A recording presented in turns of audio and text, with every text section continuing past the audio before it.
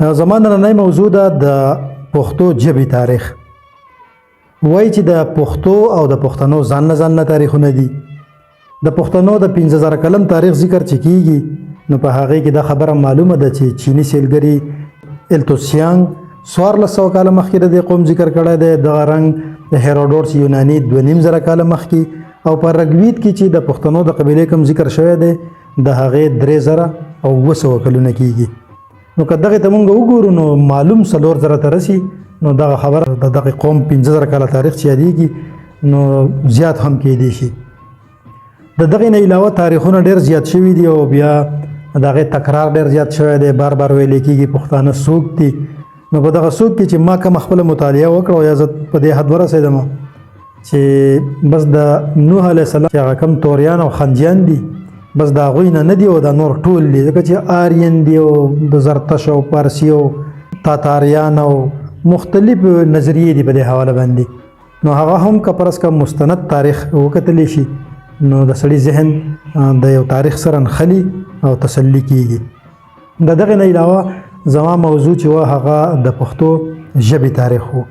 نو د پښتو ژبې ټپه به هم را روانه وه، شعر به هم را روان و، پښتو به خپل سفر کړی. خو معلومې خبرې دا دي چې د ایران که خطا کېږم نه نو دارویش یا داریوش داسې یو باچا چې 2500 کاله وړاندې تیر شوی دی او د هغه په دور کې په ایران کې په یو کاڼي باندې د پښتو دا تورې لیکلی شوي وو چې نه زه اړیکی وم، نه زه دروغجن وم، نه زه نه مې تومله. نو دغه ټکي هم پوهان وایي چې لکه اوس هم شته په پښتو کې او یا په جنوبي پښتونخوا ولته استعمالیږي. نو دغه یو معلوم سر شو. دغې نه اخوا ترمنځ بیا د شاعرۍ دنیا ته چې مونږ راشو نو 1400 کاله وړاندې امیر کروړ یو شاعر تیر شوی دی چې کلام موجود دی یا د پټي خزانه کې یا هر څنګه چې و. او زیم زمری په دې نړۍ مانه اتل نشته او په هند او سند او په تخار او په کابل نشته. دغه شاعري ده. نو بیا تر ډیره وخته په دې منځ کې بیټ نیکه او په دې ښکارندوی دولت لواڼې داسې ډیر شاعران تیر شوي دي، غرشین.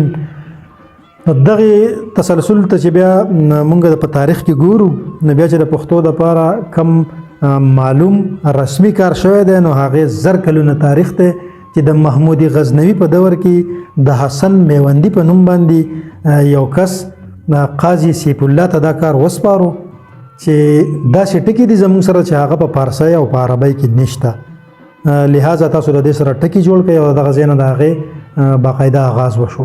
نو په دې منځ کې بیا ښه پوره ګیپ دی. بیا د عبدالکریم امیر صاحب چې زه ته ډېر متاثره یم، هغه هم یوه ویډیو یو موضوع په مختصر وخت کې رابندوي، خو زه کوشش کوم چې د هغوی نه ډېره زیاته په اختصار باندې وکړم. نو دغې ته چې بیا مونږ ګورو نو د هغوی د وینا مطابق چې بیا کله ډېر کار پښتو ژبې له شوی دی نو بایزید انصاري پیر روخان کړی دی چې د هغوی اولنی کتاب خیر البیان دغه شان په هغه کتاب کې د پښتو نوي توري راغلي دي. د دې پر ضد بیا د اخوند درویزه بابا تحریک دی او یا دغه د روحانیانو تحریک و. په دغې تکرار کې، په دغې مناظرو کې، په دې مخالفتونو کې، په دې فتوو کې دغه ژبې ډېره زیاته وده کړې ده. او ډاکټر صاحب وایي چې که هره بلا شوې ده خو بیا مخزن نوره ژبې له وده ورکړې ده او نوي ټکي راوړي دي. بیا دغه دوران دی. په دې ورپسې بیا معلوم د پښتو ژبې چې کوم غټ خدمت کړی دی نو هغه خوشحال خان خټک کړی دی. دغه تورلی زنځیری کتاب لیکلی دی. بیا د هغوی خاندان نوسو د هغوی ټولو خټکو قبیلې چې کوم د خټکو هغه لیک دی نو بیا دوی ډېر زیات خدمت کړی دی خټکو. خوشحال خان خټک هغه یو شعر هم وایي چې پکې وړاندې نه تصنیف و نه خط و، دا دی ما پکې تصنیف کړه سو کتابه. د دغې نه وروسته چې بیا موږ د پښتو تاریخونو ته ګورو نو د هغې تسلسل بیا حالات بدلیږي او یا نوی تعلیم او نوی دور راځي نو بیا تاریخ داسې شروع کیږي چې د غازی امان الله خان په دور کې په 1960 کې 1950 هم یادولی کیږي. په دې کې په کابل کې پښتو مرکه جوړه شوه. بیا ورپسې په کال 1950 کې پښتو ادبي جرګه په پښتونخوا پاکستان کې جوړه شوه. د دغې نه وروسته په کال 1960 کې کابل ولسی جرګه جوړه شوه.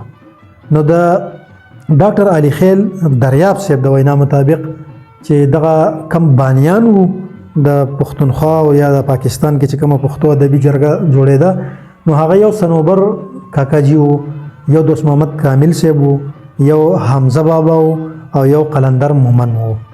نو ډاکټر صاحب دا خبره کوله چې دا خلک د پښتو د پاره او د پښتو سره او د دې ژبې سره ډېر زیات مخلص وو، کنه ذهني طور په دوی کې ډېر تضاد وو. وایي چې لکه حمزه بابا اهل تشیع طرف ته مایل وو، دغسې دوست محمد خان کامل صاحب چې و دا د اهل سنت والجماعت سره تعلق لرو، صنوبر کاکاجي نشنلیست او قام پرست و، او وایي چې قلندر مومن قادیانی و.